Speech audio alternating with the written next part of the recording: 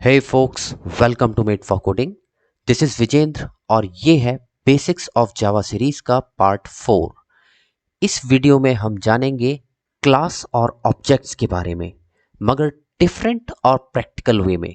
इसमें जवाब मिलेंगे कुछ जाने पहचाने से सवालों के, जैसे रियल वर्ल्ड में क्लास और ऑब्जेक्ट्स को किस तरह से देखते हैं, एक क्लास के मेंबर्स क्या होते हैं, जावा में क्लास और ऑब्जेक्ट्स को डिफाइन कैसे करते हैं, कंस्ट्रक्टर क्या होता है। सो let us begin the journey. It's gonna be quite a different experience for you. Real world की बात करें तो ऑब्जेक्ट्स का एक ब्लूप्रिंट या लॉजिकल डेफिनेशन सी हमारे माइंड में होती है, जिसकी बेस पर हम उन ऑब्जेक्ट्स को आइडेंटिफाई करते हैं, पहचानते हैं। ऑब्जेक्ट ओरिएंटेड प्रोग्रामिंग में भी ऑब्जेक्ट्स को लॉजिकली क्रिएट करने के लिए प्रोग्रामिंग लैंग्वेज की हेल्प से उन ऑब्जेक्ट्स की एक लॉजिकल डेफिनेशन लिखी जाती है। इस लॉजिकल डेफिनेशन या ब्लूप्रिंट को हम कहते हैं क्लास। अगर कंफ्यूजन हो रहा है कि कैसे समझा जाए किसे क्लास कहें और किसे ऑब्जेक्ट माने, तो इसे सिंपलेस्ट पॉसिबल एग्जांपल से क्लियर कर लेते हैं। लेट अस अज्यूम आपको ये लैम्बोर्गिनी दिखाई देती है और आप उसकी तरफ इशारा करके कहते हैं, oh man look at that, what an awesome Lamborghini it is.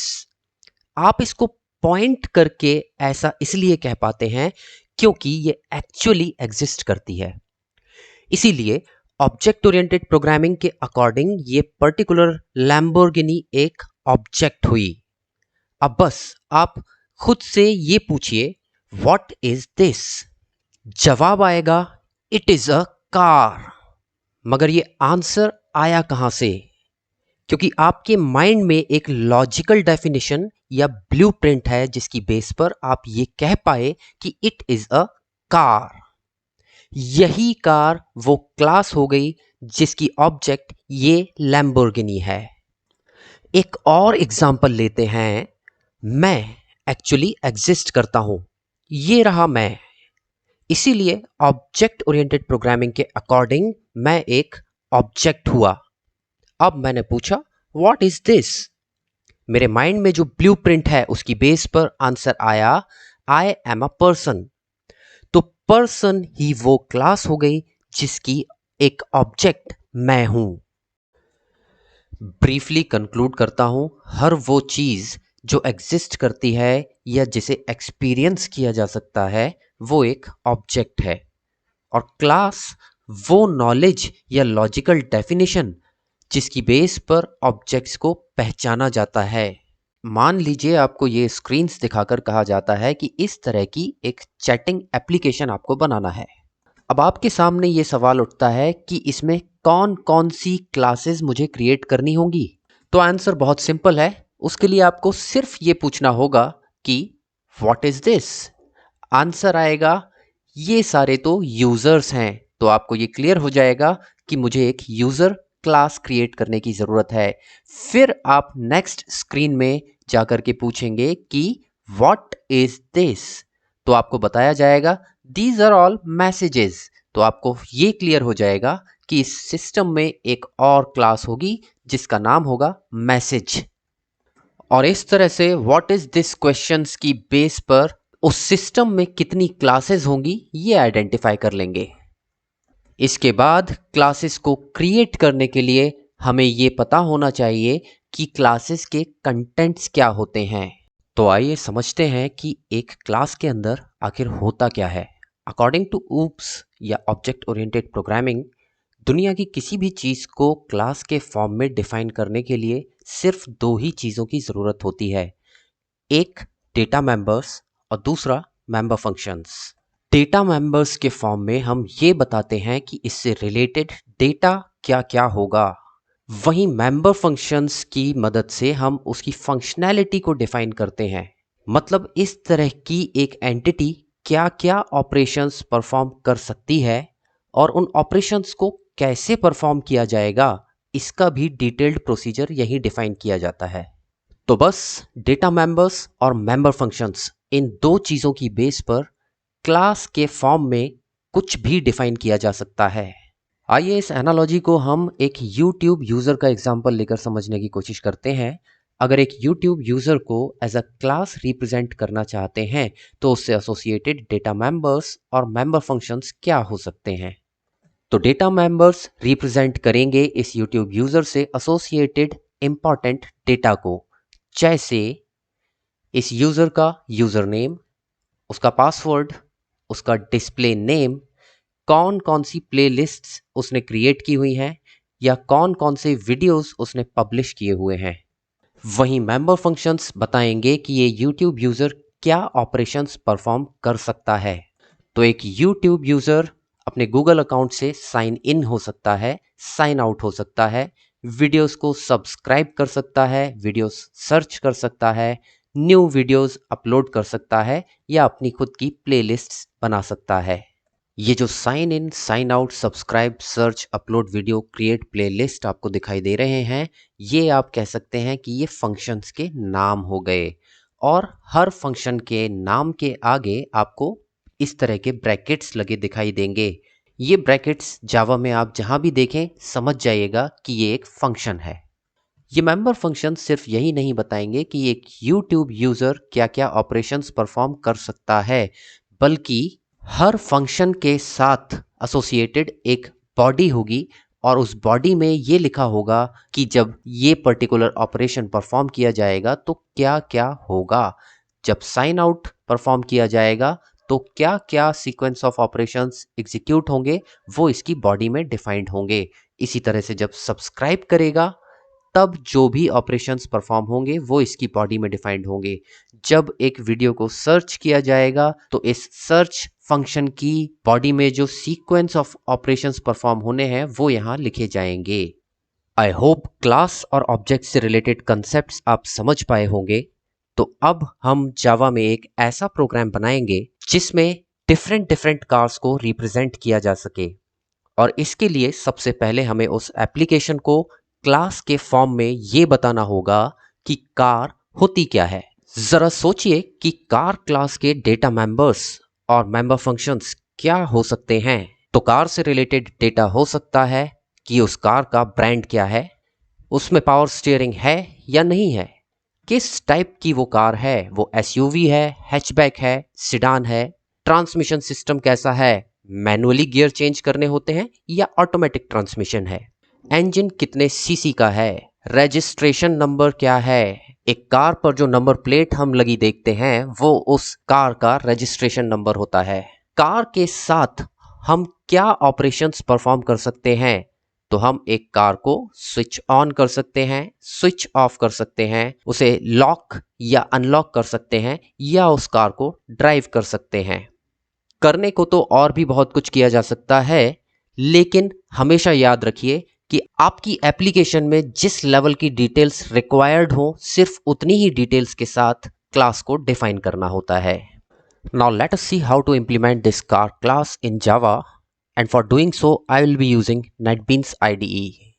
तो सबसे पहले न्यू जावा प्रोजेक्ट क्रिएट करते हैं by selecting file menu, new project, Java with Ant, select Java application, click next. Project का नाम हम देते हैं cars project. Create main class, yes. तो मेन क्लास हम क्रिएट करना चाहते हैं mfc.demo पैकेज में कार नाम से। Let's finish it up.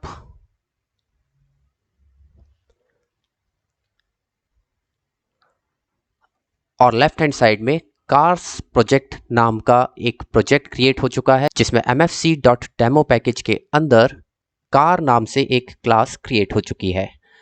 Now let us remove all the comments क्योंकि इनकी हमें ज़रूरत नहीं है। और इस कार क्लास को हम एग्जीक्यूटेबल नहीं रखना चाहते, इसीलिए इस मेन मेथड को डिलीट करते हैं। ये फर्स्ट लाइन बताती है कि ये कार क्लास mfc.demo पैकेज के अंदर है। नेक्स्ट लाइन में एक कार नाम की पब्लिकली एक्सेसिबल क्लास डिफाइंड है और ये कर्ली ब्रेसेस रिप्रेजेंट करते हैं इस क्लास की बॉडी जो यहां से स्टार्ट होती है और यहां एंड हो रही है। क्लैरिटी के लिए कमेंट्स के थ्रू इस क्लास को दो पार्ट्स में डिवाइड कर लेते हैं। पहला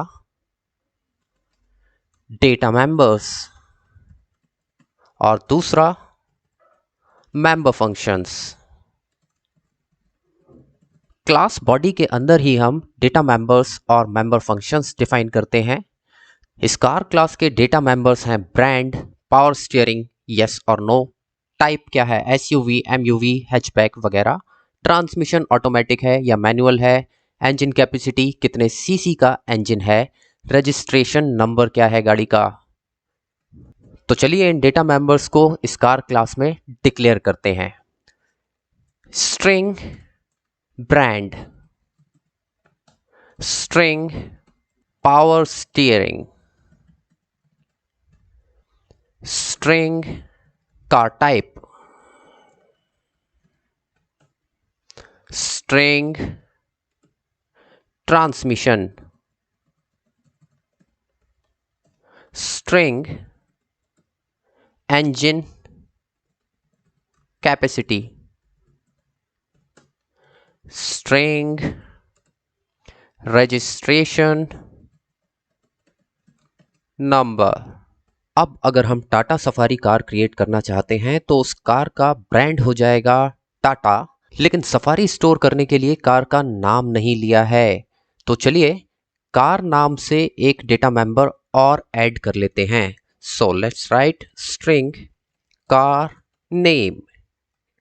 याद रहे कि डेटा मेंबर्स हो या मेंबर फंक्शंस, उनके नाम में ब्लैंक स्पेस नहीं आ सकता, इसीलिए हमने किसी भी डेटा मेंबर के नाम में स्पेस नहीं दिया हुआ है, बल्कि स्मॉल कैमल केस यूज किया हुआ है।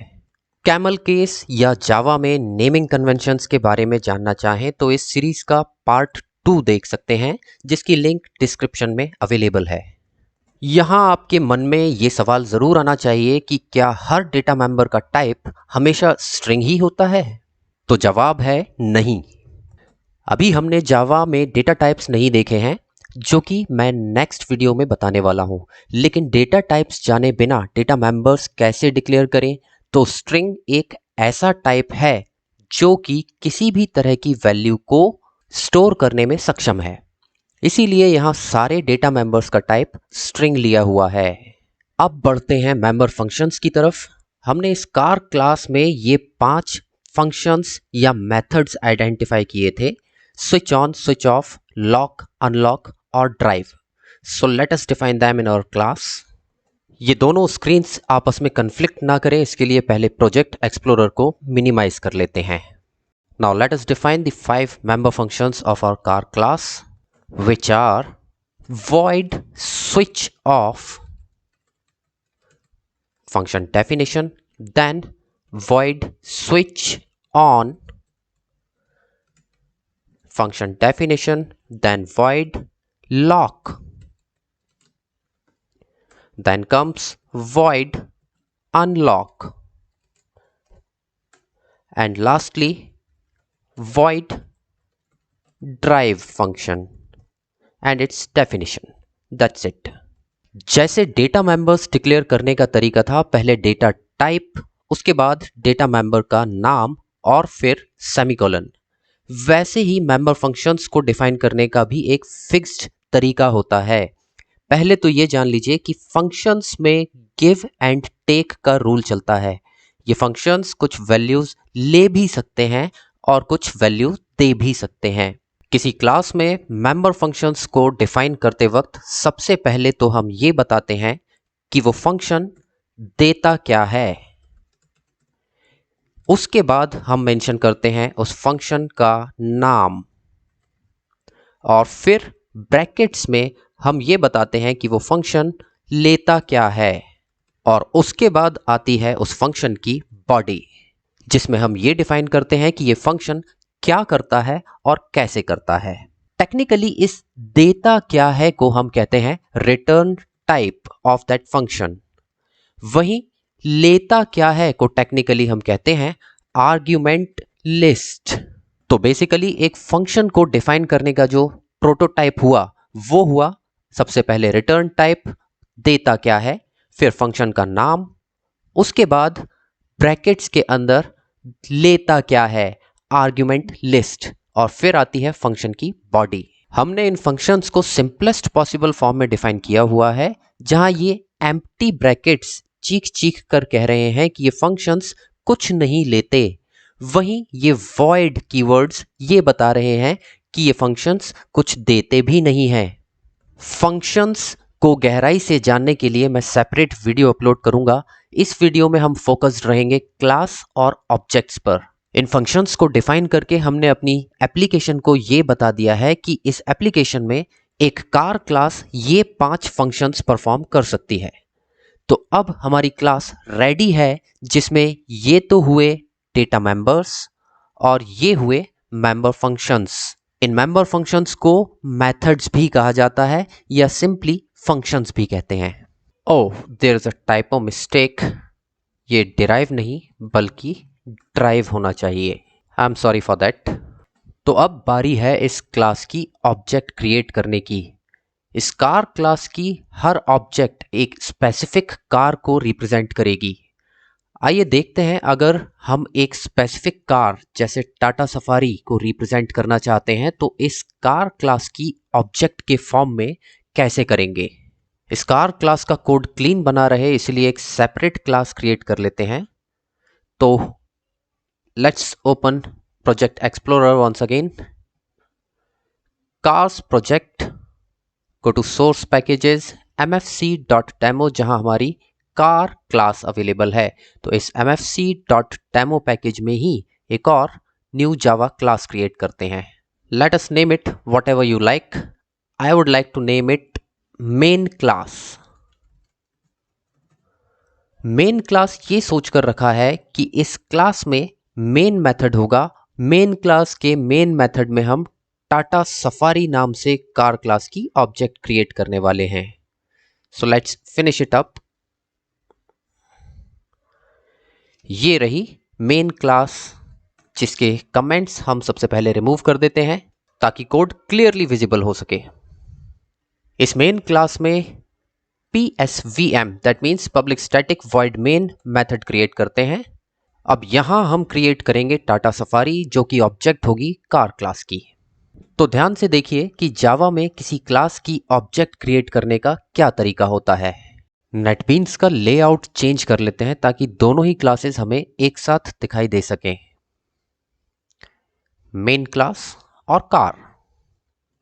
इसके अलावा इस प्रोजेक्ट एक्सप्लोरर को भी हम मिनिमाइज कर लेते हैं ताकि हमें और स्पेस मिल जाएगी। Yes, now it's fine. Object create करते वक्त सबसे पहले हम लिखते हैं उस क्लास का नाम जिस क्लास की ऑब्जेक्ट क्रिएट करना चाहते हैं। इसके बाद आता है वो नाम जिस नाम से हम ऑब्जेक्ट को क्रिएट करना चाहते हैं। फिर इक्वल्स टू न्यू ऑपरेटर के बाद फिर उसी क्लास का नाम जिस क्लास की हम ऑब्जेक्ट क्रिएट करना चाहते हैं। फिर आता है ब्रैकेट्स और फिर स्टेटमेंट टर्मिनेट हो जाता है सेमीकोलन के साथ। इस सिंटैक्स को फॉलो करके हम यहां कार क्लास की एक ऑब्जेक्ट क्रिएट कर लेते हैं। तो क्लास नेम जिसकी ऑब्जेक्ट क्रिएट करना चाहते हैं वो है कार। इस कार टाइप की जो ऑब्जेक्ट हम डिक्लेयर करना चाहते हैं उसका नाम हम रखेंगे Tata Safari. Is equals to new operator के बाद फिर से उस क्लास का नाम जिसकी ऑब्जेक्ट क्रिएट करना चाहते हैं, फिर ब्रैकेट्स और सेमीकोलन। That's it. तो इस स्टेटमेंट में टाटा सफारी नाम से कार क्लास की एक ऑब्जेक्ट क्रिएट हो चुकी है। मगर कैसे? मैंने कुछ देर पहले ही बताया था कि जावा में जहां भी आपको इस तरह के ब्रैकेट्स दिखाई देते हैं तो समझ जाना है कि ये एक फंक्शन है। मगर ये फंक्शन कैसे हो सकता है? कार तो एक क्लास है। तो ध्यान रखिए कि जहां भी एक क्लास के नाम का ही फंक्शन दिखाई दे तो वो एक नॉर्मल फंक्शन नहीं है, बल्कि एक स्पेशल टाइप ऑफ फंक्शन है जिसे हम कंस्ट्रक्टर कहते हैं। इसे कंस्ट्रक्टर इसीलिए कहा जाता है क्योंकि जब जब एक कंस्ट्रक्टर को कॉल किया जाता है तो जिस क्लास के नाम से ये कंस्ट्रक्टर होता है ये उस क्लास की एक ऑब्जेक्ट कंस्ट्रक्ट करके दे देता है। यही कंस्ट्रक्टर का काम होता है और किसी भी क्लास की ऑब्जेक्ट क्रिएट करने के लिए ये कंस्ट्रक्टर ही रेस्पॉन्सिबल होता है। जावा में कंस्ट्रक्टर्स को हमेशा न्यू ऑपरेटर के साथ इन्वोक किया जाता है, जिसका काम है ये एंश्योर करना कि जितनी स्पेस उस ऑब्जेक्ट को मेमोरी में स्टोर करने के लिए रिक्वायर्ड हो, उतनी मेमोरी अलोकेट हो सके। चूंकि यहाँ न्यू ऑपरेटर के साथ कार क्लास के कंस्ट्रक्टर को इन्वोक किया गया है, इसीलिए ये कार क्लास की एक ऑब्जेक्ट बनाकर दे देगा, जिस ऑब्जेक्ट को हम कार टाइप के एक रेफरेंस में स्टोर करवा देंगे, जिसका नाम है टाटा सफारी। यहां टाटा सफारी कार क्लास की एक ऑब्जेक्ट हो गई, तो टाटा सफारी के रेफरेंस में कार क्लास के किसी भी डेटा मेंबर को या मेंबर फंक्शन को एक्सेस कर सकते हैं। फॉर एग्जाम्पल, अगर मैं इस टाटा सफारी का ब्रांड सेट करना चाहता हूं टाटा, तो मैं लिखूंगा Tata Safari dot brand is equals to Tata. Similarly, अगर मैं इस टाटा सफारी का कार नेम सेट करना चाहता हूं सफारी, तो मैंने लिखा Tata Safari dot car name is equals to Safari. अब मैं चाहता हूं कि इस टाटा सफारी को स्विच ऑन करूं, लेकिन स्विच ऑन करने के लिए पहले अनलॉक करना होगा। तो let's unlock the Tata Safari, then let us switch it on, then let us go for a drive. Drive करने के बाद वापस स्विच ऑफ कर देना बेहतर होगा, और कोई टाटा सफारी को कहीं ले ना जाए, इसलिए उसको लॉक भी कर दिया जाए। चलिए अब इस मेन क्लास को रन करके देखते हैं by right clicking and selecting the run file option. Program run हो गया, लेकिन आउटपुट विंडो में कुछ नजर नहीं आया, जबकि हमने यहाँ कई सारे ऑपरेशंस परफॉर्म किए, मगर नजर कुछ नहीं आता। तो ऐसा इसलिए क्योंकि जब अनलॉक फंक्शन को कॉल किया गया, तो अनलॉक की बॉडी के अंदर जो भी सेट ऑफ स्टेटमेंट्स दिए गए होंगे वो एग्जीक्यूट होंगे, और हमने यहाँ कोई भी स्टेटमेंट नहीं दिया हुआ है। अगर मैं चाहता हूं कि जब इस टाटा सफारी को अनलॉक किया जाए तो आउटपुट विंडो में प्रिंट हो जाए टाटा सफारी अनलॉक्ड। जब स्विच ऑन किया जाए तो डिस्प्ले हो जाए Tata Safari switched on.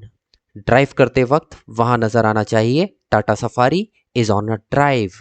Switch of करते वक्त दिखे Tata Safari switched off. Similarly for lock, Tata Safari is locked display होना चाहिए।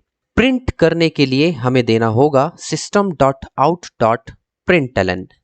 प्रिंटलन में जो इंफॉर्मेशन हम यहां प्रिंट करना चाहते हैं वो है कार का ब्रांड। ब्रांड के बाद हम चाहते हैं प्रिंट हो जाए कार नेम, जो कि है सफारी, और इसके आगे जो ऑपरेशन परफॉर्म किया गया है वो प्रिंट हो जाए। तो चलिए इसे कॉपी पेस्ट करके सभी जगह लगा दिया जाए। यहां स्विच ऑफ की जगह ऑन हो जाएगा।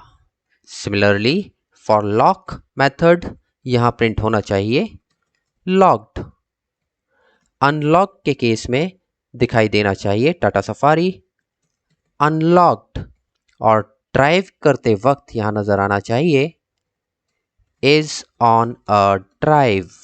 अब एक बार फिर से हमारी मेन क्लास को राइट क्लिक करके रन फाइल सेलेक्ट करके रन किया, तो नजर आया टाटा सफारी अनलॉक हुई, फिर स्विच ऑन हुई, फिर ड्राइव पर गई, उसके बाद स्विच ऑफ होकर के वापस लॉक कर दी गई। चूंकि ये सारे मेथड्स इन्वोक किए गए थे टाटा सफारी ऑब्जेक्ट के रेफरेंस में, और टाटा सफारी ऑब्जेक्ट है कार क्लास की, तो जिस ऑब्जेक्ट के रेफरेंस में हमने मेथड्स को कॉल किया उस ऑब्जेक्ट के डेटा मेंबर्स ब्रांड और कार नेम की वैल्यूज यहां प्रिंट कर दी गई। और टाटा सफारी का ब्रांड सेट किया हुआ था टाटा, तो वो ब्रांड यहां आ गया। कार नेम हमने सेट किया हुआ था सफारी, तो कार नेम की जगह प्रिंट हुआ सफारी। तो प्रिंट हो गया complete message brand car name switched off की जगह Tata Safari switched off. Similarly Tata Safari switched on. Tata Safari locked, Tata Safari unlocked और Tata Safari is on a drive. अब एक आखिरी डाउट आपके मन में ये आ सकता है कि switch off, switch on, lock, unlock और ड्राइव जैसे मेथड्स या फंक्शंस तो हमने खुद डिफाइन किए थे, मगर ये जो स्पेशल फंक्शन है जिसे हम कंस्ट्रक्टर कहते हैं, इसे तो हमने डिफाइन किया ही नहीं है, तो फिर कॉल कैसे कर लिया? तो जान लीजिए कि जब हम किसी क्लास में कोई कंस्ट्रक्टर डिफाइन नहीं करते हैं तो एक डिफॉल्ट कंस्ट्रक्टर ऑटोमेटिकली दे दिया जाता है। उस ही ऑटोमेटिकली सप्लाइड कंस्ट्रक्टर को हमने यहाँ कॉल किया है। उसी कंस्ट्रक्टर ने इस कार क्लास की एक ऑब्जेक्ट बना करके रिटर्न की है। कंस्ट्रक्टर के बारे में मैं एक डिटेल्ड वीडियो बनाकर सेपरेटली अपलोड करूंगा। उम्मीद है इस वीडियो में क्लास और ऑब्जेक्ट के कंसेप्ट्स आपको क्लियर हो पाए होंगे। नेक्स्ट वीडियो में हम जानेंगे डेटा टाइप्स। तब तक के लिए keep learning, keep practising, keep coding. See you, good bye.